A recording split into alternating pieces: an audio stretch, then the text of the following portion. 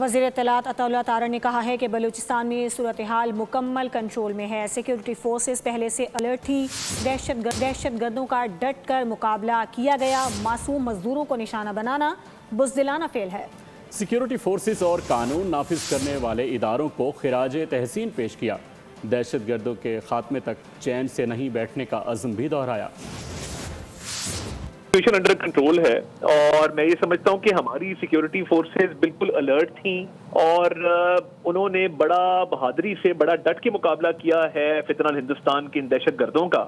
اور میں سمجھتا ہوں کہ جو لیول آف الرٹنس اور لیول آف پریپیئرڈنس تھا وہ بہت ہی اچھا تھا، جس وجہ سے ہم ایک بڑے نقصان سے بچ گئے ہیں۔ اور ان کی جو بزدلانہ کارروائی ہے جس کے نتیجے میں آپ دیکھیں کہ مزدوروں کا کیا قصور، سویلینز کا جو بیچارے جن کے بچے تھے ان کا کیا قصور۔ کی بات یہ ہے کہ پوری قوم اپنی سیکیورٹی فورسز کے پیچھے کھڑی ہے اور وزیر اعظم بھی سچویشن سے مکمل طور پر آگاہ ہیں، وہ اپڈیٹس لے رہے ہیں اور انہوں نے اس کو کنڈیم بھی کیا ہے اور اس عزم کا اظہار کیا ہے کہ جب تک آخری دہشت گرد کو ہم اس کا خاتمہ نہیں کر لیتے ہم چین سے نہیں بیٹھیں گے۔